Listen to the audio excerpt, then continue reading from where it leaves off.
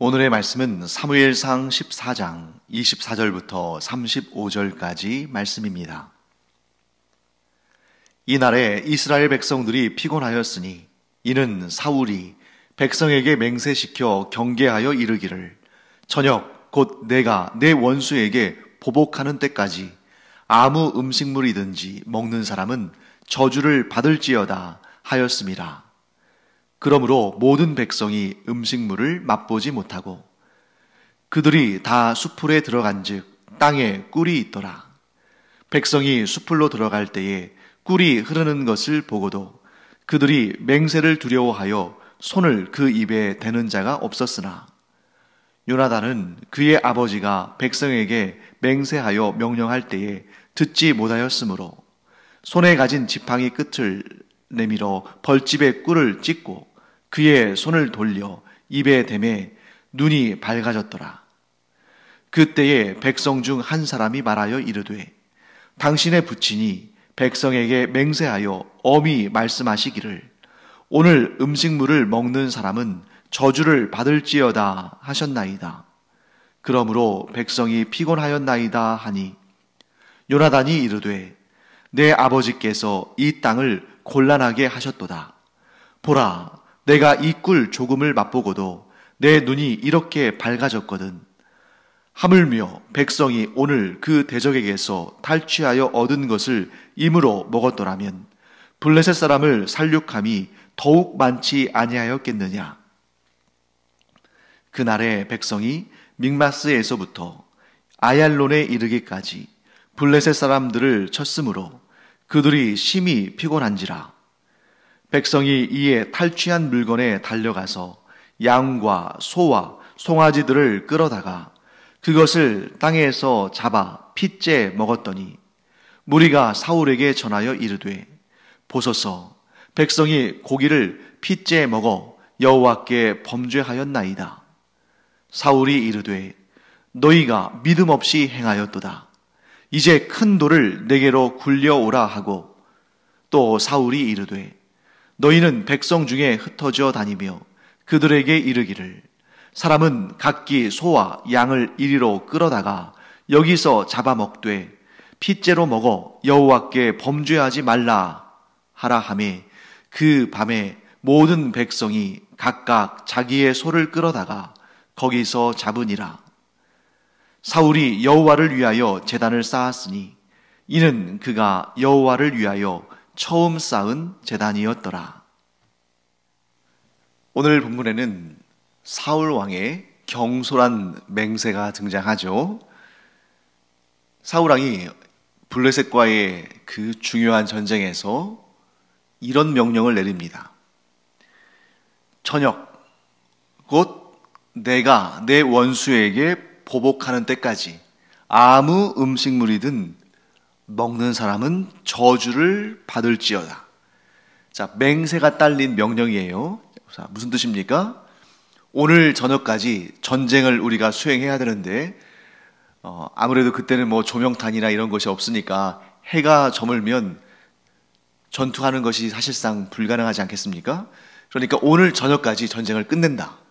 그런데 우리는 반드시 승리해야 되니까 오늘 저녁에 전쟁을 끝날 때까지 아무 음식도 먹지 말고 오직 전쟁에 전념하라. 이렇게 말합니다. 한 사람이라도 더 처치해라. 처단해라. 이렇게 말하는 거죠. 물론 그 맹세를 자신도 지켰을 겁니다. 하지만 이 맹세가 얼마나 경솔하고 지혜롭지 못한 것인가를 그 뒤에 따르는 사건들이 보여주고 있죠. 맹세라는 것은 하나님의 뜻을 더 잘 지키기 위해서, 즉 순종하기 위해서 내가 가지고 있는 그것을 하나님께 드리고 존귀하게 쓰임받기 위해서, 즉 하나님과 관계되어서 나의 마음의 소원이나 나의 마음의 각오나 헌신을 하나님께 드릴 때에 분명히 변함없이 이것을 지키겠다 하는 그런 마음으로 하는 것인데 사울은 왜 지금 이러한 맹세의 명령을, 즉 저녁에 전쟁이 끝날 때까지 아무것도 먹지 말고 전쟁에 힘쓰라 하는 명령을 왜 내렸냐면 자기 일이 급하니까 그런 겁니다. 이 전쟁의 주인이 하나님이 아니라 자기 자신이라고 생각한 거죠. 그러니까 이런 좋은 기회에 지금 블레셋 진영에서 자중질환이 일어나서 서로 자기들끼리 다투고 싸우고 찌르고 그러고 있는 상황인데, 이때야말로 우리가 촌각을 아끼면서 1분 1초라도 아끼면서 저 블레셋 사람들을 완전하게 무찌를 수 있는 그런 절호의 기회니까 먹는 시간도 아깝다. 그러니까 뭘 먹지 말고 블레셋 사람들을 총공격하자, 이렇게 한 겁니다. 여러분, 이 명령을 통해 볼 때 우리가 뭘 할 수 있냐면, 사울은 항상 자기가 주도권을 가지려고 하는 사람입니다. 하나님께 여쭙기보다 자기의 판단, 자기의 주관, 자기의 생각이 늘 앞서는 사람이죠. 그래서 우리가 이미 여러 차례 보지 않았습니까? 하나님께서 이 성경의 말씀을 통해서, 이 기록을 통해서 여러 번 반복해서 우리에게 보여주시는데, 블레셋과의 첫 전쟁에서 하나님께서 사무엘 선지자를 통해서 명령하셨죠. 일주일간을 기다렸다가 사무엘 선지자가 도착하면 하나님의 은혜를 구하는 제사를 드리고 번제를 드리고 전쟁을 시작하라. 그런데 사울 자신은 사무엘에게 당신이 기약대로 오지 않았다, 마치 사무엘이 늦은 것처럼 말합니다만 정작 사무엘은 늦지 않았습니다. 사울이 번제를 드리고 얼마 지나지 않아서 곧바로 사무엘이 왔으니까 사무엘은 제때 온 거예요. 단 사무엘의 그 제때에 온 그것을 사울의 주관적인 이런 생각으로는 늦은 것처럼 보이죠. 왜? 마음이 급하니까. 그래서 하나님의 명령을 순종하지 않고 자기의 결정, 자기의 판단에 따라서 번제를 드려버렸습니다. 거기에다가 지금 오늘 이 본문에 나오는 이 전쟁의 발단이 된 요나단과 그의 무기를 맡은 자가 블레셋 진영에 침투해서 하나님께서 그 블레셋 진영에 두려움이 임하게 하셨어. 그곳에서 자중질환이 일어나며 서로 다투고 싸우고 찌르고 할 때 그 모습을 보면서, 그 적진의 상황이 급박하게 돌아가는 것을 보면서 사울이 아히야 제사장을 불러다가 우림과 둠밈으로 하나님의 뜻을 여쭤보려고 하다가 급하게 그 아히야 제사장에게 멈추도록 하고 하나님의 뜻에, 하나님의 결정에 그 결과를 듣지도 않고 서둘러서 블레셋 진영에 가서 전쟁을 하는 거죠. 자기 전쟁이라고 생각한 거예요. 그리고 자기에게 승기가 있으니까 내가 온 힘을 기울여서, 총력을 기울여서 이 전쟁을 승리하겠다 하는 것입니다. 그래서 1분 1초가 아까우니까 이 백성들이 음식을 먹으면서 기력을 보충하는 그 시간마저 아까운 거죠. 금식의 명령을 내리고 그것을 어길 시에는 저주받을 것이다 하고 이렇게 아주 무서운 이야기를 하는 것을 보게 됩니다. 사울은 이처럼 하나님의 뜻에는 관심이 없고 항상 자기의 일, 자기의 생각, 자기의 결정, 자기의 주관이 먼저인 사람이죠. 바로 이것이 하나님께서 사울을 기뻐하지 않으시고 그를 버리신 이유입니다. 그래서 이제 이스라엘 사람들이 이제 전쟁을 하면서 막 여기저기 다니면서 이제 블레셋 사람들을 몰아내고 또 처단하고 있었죠. 그들이 또 이제 숲으로 들어갔습니다. 아마 블레셋 사람들이 여기저기 쫓겨다니면서 그 숲으로 피신했겠죠. 숲으로 이제 막 그들을 쫓아서 들어가는데 거기에 그 땅에 꿀이 있었습니다.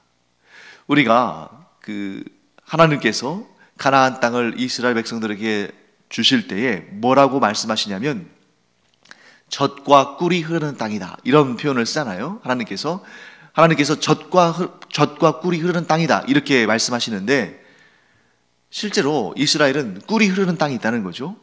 자, 그게 왜 그렇습니까? 보통 우리는 나무나 뭐 건물에 처마나 이런 데 밑에 벌집을 만들어 놓은 것을 봅니다만 이스라엘은 석청이라는 게 있어요.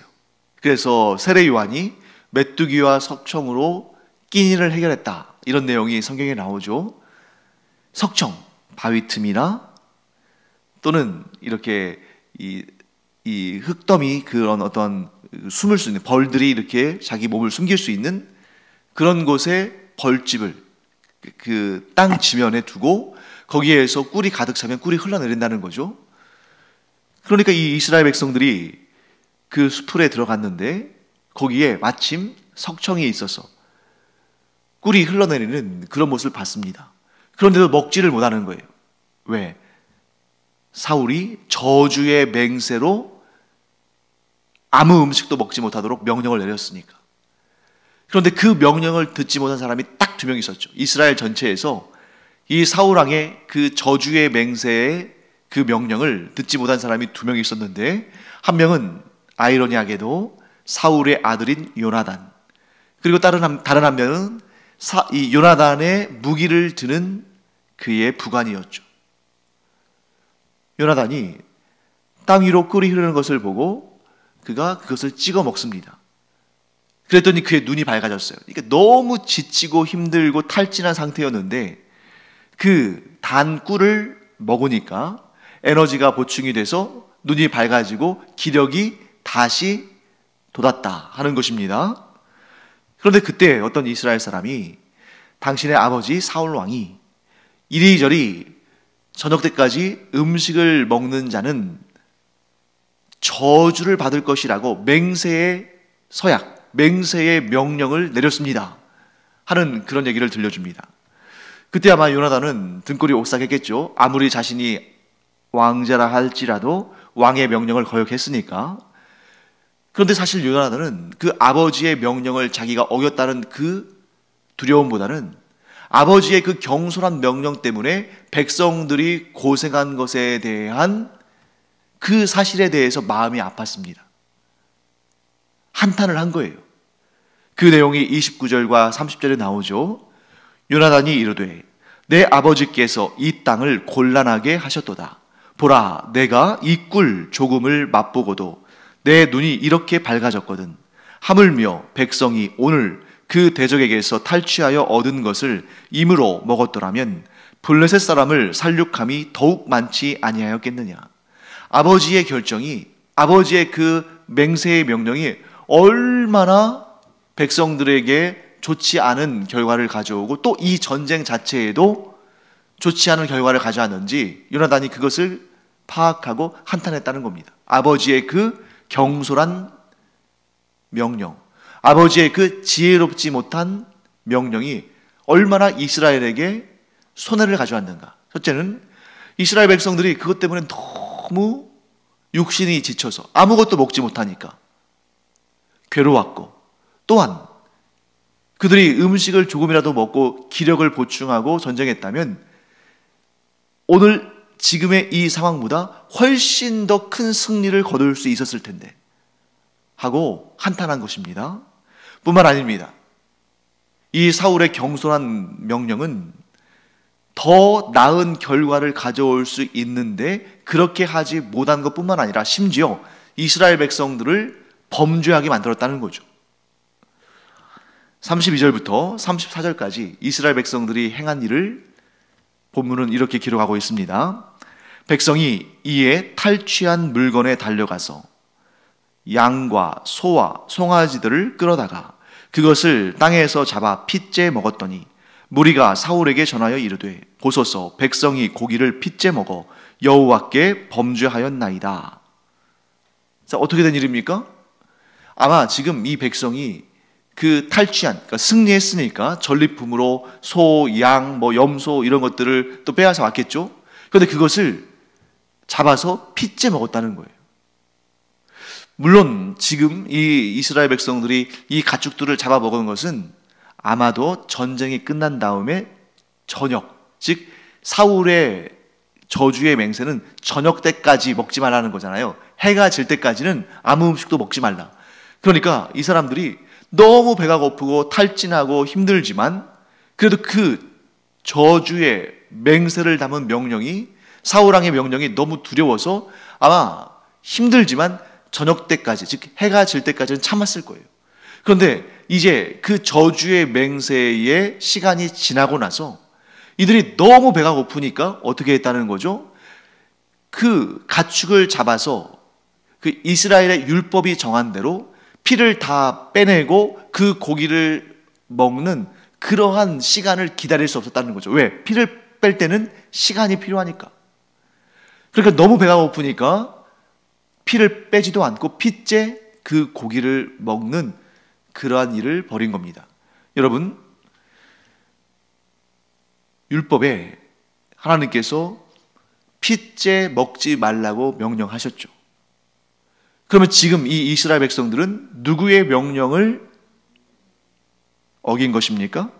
여호와 하나님의 명령을 어긴 것이죠. 사울 왕의 명령을 지키려다가 여호와 하나님의 명령을 어겼습니다. 자, 어떤 것이 더 중한 죄입니까? 왕의 명령을 어긴 것이 더 무거운 죄입니까? 아니면 하나님의 명령을 어긴 것이 더 무거운 죄입니까? 당연히 하나님의 명령을 어긴 것이 더 무거운 죄죠. 아니, 비교할 수 없는 것이죠. 그런데 왜 이스라엘 사람들은 하나님의 명령을 어기면서까지 사울의 명령을 지켰을까요? 그 이유는 하나님은 당장 눈에 보이지 않으시는데, 하나님은 당장에 심판하지 않으실 텐데, 사울은 눈에 보이고 사울의 칼은 자기들 목 앞에 있기 때문이죠. 이것이 인간의 기본적인 모습입니다. 하나님이 계심을 알면서도 하나님께서 원치 않는 일을 행하고 하나님 앞에 범죄하는 이유는 눈에 보이지 않으시는 하나님보다 눈에 보이는 이 세상이 더 가까이 보이기 때문이고, 더 좋아 보이기 때문이고, 먹음직도 하고 보암직도 하고 더 마음을 끌어당기는 그러한 힘이 있기 때문입니다. 이걸 바로 유혹이라고 하죠. 그래서 지금 사울왕의 그 지혜롭지 못한 명령은 당장의 전쟁은 승리로 이끌었을지는 모르지만 결국 하나님 앞에 범죄함으로 얻은 것보다 잃은 것이 훨씬 더 많게 하는, 곧 이스라엘 전체로 하여금 죄를 짓게 하는 그런 안타까운 결과를 가져왔다 하는 것을 우리가 보게 됩니다. 자, 그러면 여러분 여기서 한 가지 좀 짚어보고 넘어갈까요? 피가 있는 채로, 즉 피째 고기를 먹지 말라.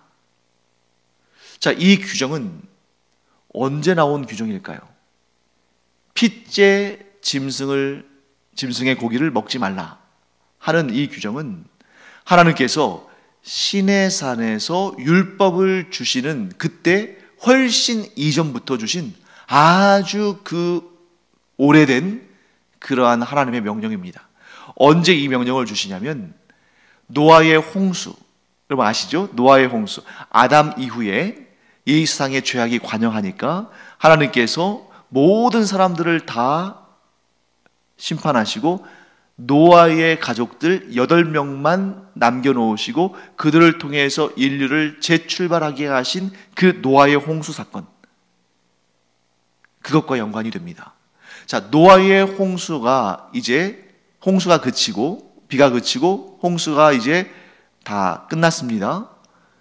그리고 나서 이제 노아의 가족들이 방주 밖으로 나왔는데 한동안 오래도록 온 지면이 물로 덮여 있었기 때문에 땅에서 나는 곡물이나 과일이나 채소 같은 것을 먹을 수가 없는 상태죠.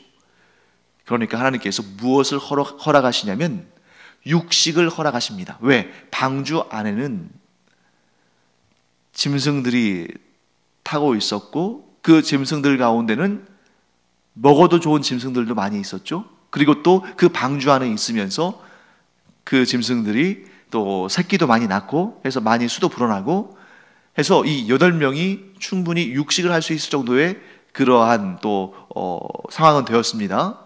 그래서 하나님께서 노아의 홍수 이후에 노아의 가족들을 긍휼히 여기셔서, 그 전에는 육식이 허용되지 않았어요. 채식, 과일, 채소를 먹었습니다만 노아의 홍수 이후에 식량이 부족한 그 상태에서 하나님께서 육식을 허락하시는데 뭐라고 말씀하시냐면 피가 있는 채로 먹지는 말아라.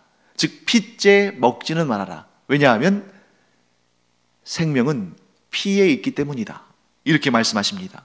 그래서 그 하나님의 명령이 신의 산 언약, 곧 율법에도 그대로 담기고, 그래서 지금 이때에도, 아니 오늘날까지도 유대인들은, 하나님의 율법을 지키는 유대인들은, 유대교인들은 지금도 핏째 고기를 먹지 않고 그 피를 다 빼낸 다음에 고기를 먹죠. 자, 그러면 이제 우리는 이런 의문을 가질 수가 있습니다. 왜 핏째 음식을 먹으면 안 되나? 정말 생명은 피에 있는 것인가? 여러분, 과학적으로 볼 때 생명이 피에만 있다고 말할 수는 없습니다. 우리의 몸에 피가 한 방울도 빠져나가지 않아도 죽을 수 있거든요. 꼭 피의 문제는 아니라는 거예요. 물론 피에 문제가 생기면 목숨이 위태롭고 죽을 수 있지만 이 생명은 피만의 문제는 아닙니다.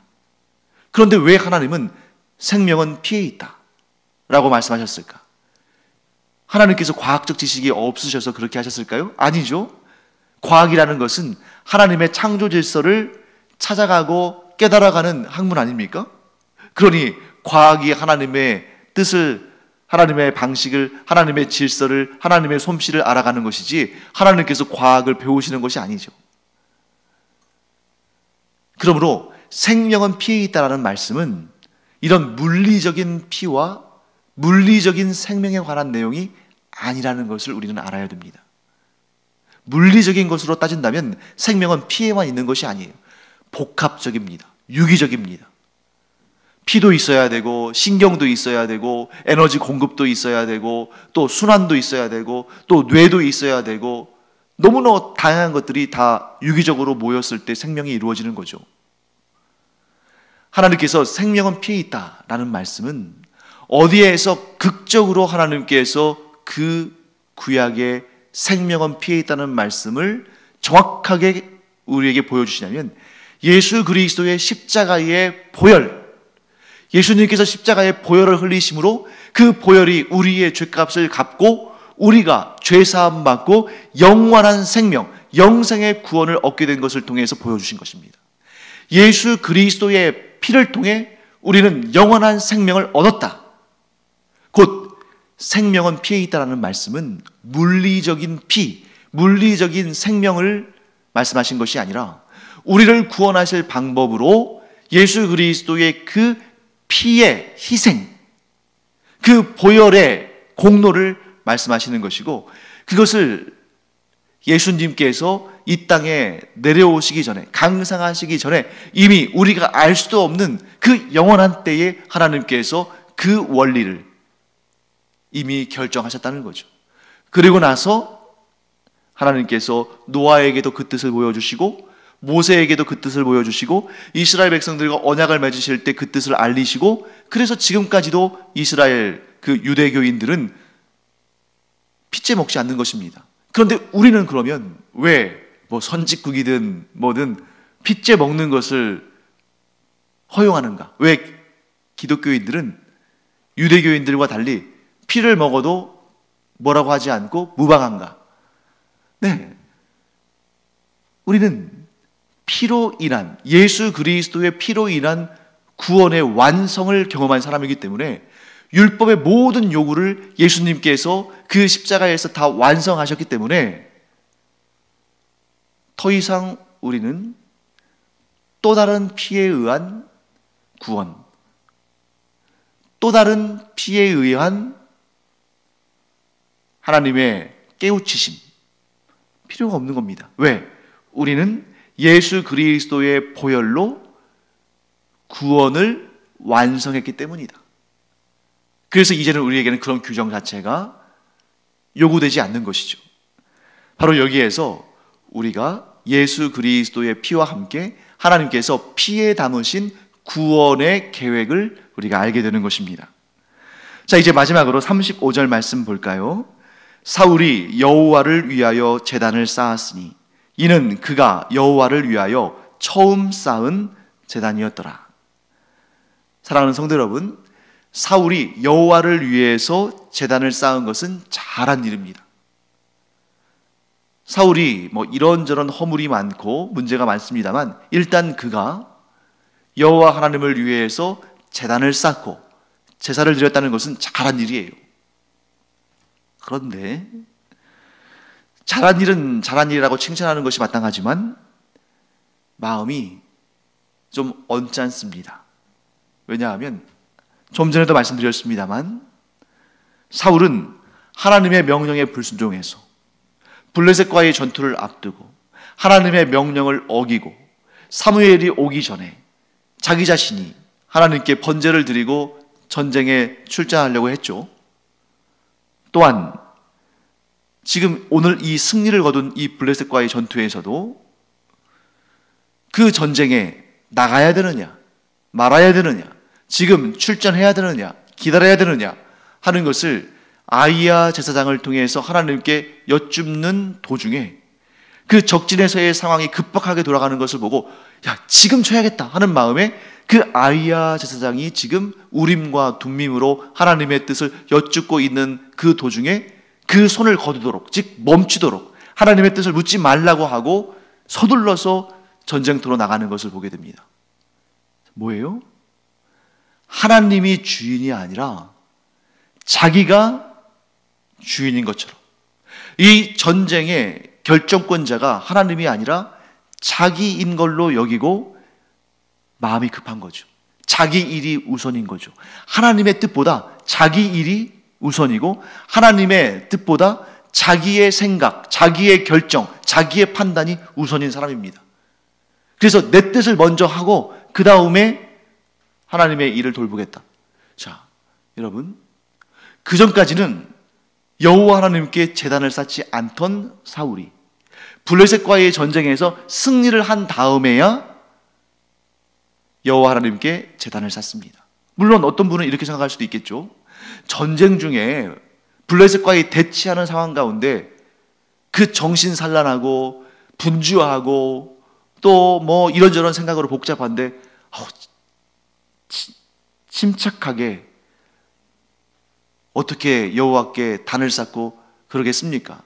이제 전쟁 다 끝났으니까 이제 좀 평안한 상태에서 마음도 좀 추스리고 또 이렇게 여호와께 단을 쌓는 게 뭐 이상한 일입니까? 아니죠. 급박할수록 중요한 결정을 해야 할 순간일수록 적군이 코앞까지 다가왔다 할지라도 여호와 하나님께 단을 쌓고 하나님께 제사를 드리고 하나님의 뜻을 묻는 것이 먼저인 것입니다.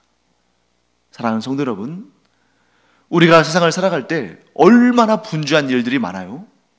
얼마나 시급한 일들도 많습니까? 정신 없을 때도 있고 우왕좌왕할 때도 있고 마음이 불안할 때도 있고. 그러나 사랑하는 성도 여러분, 우리가 사울처럼 내 일을 다 끝내놓고 내가 원하는 결과가 다 나오면 그 다음에야 여호와 하나님을 찾고 여호와 하나님께 단을 쌓고 제사를 드리는 것이 아니라 아무리 분주해도, 아니 분주하면 분주할수록, 아무리 중요한 일이어도, 아니 중요하면 중요할수록 먼저 하나님을 찾고 하나님께 아뢰고 하나님께 여쭙고 하나님의 뜻을 받들고 하나님께 의지하고 기도하며 하나님께 단을 쌓으며 살아가는 그런 삶을 살기를 바랍니다. 한 번이 중요해요. 한 번 그렇게 딱 하면 그 다음부터는 그것이 이제 우리의 삶의 전통이 될 텐데, 우리가 분주하다 보면 항상 내 일이 먼저, 이 일부터 끝내놓고 이것부터 좀 어떻게 해결해놓고 그런 마음 갖기 쉬운데 그것이 아니다. 분주할수록 주님을 더 찾고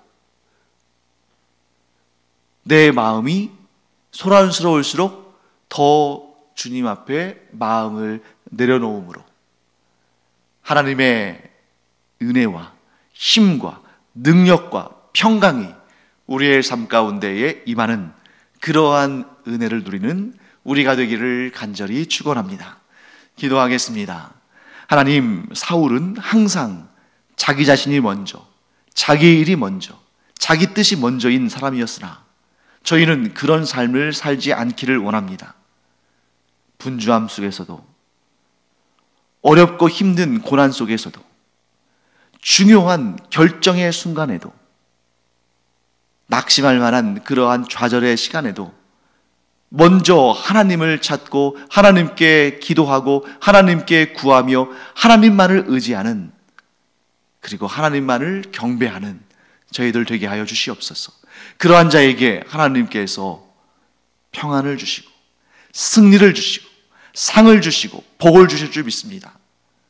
하나님, 저희가 그와 같이 어떤 상황에도 하나님을 먼저 바라보는 그런 주의 종들 되게 하여 주시옵소서. 감사드리며 예수님의 이름으로 축복하며 기도합니다. 아멘. 기도하는 시간입니다. 우리가 뭘 다 결정해 놓고 하나님 이거 괜찮죠?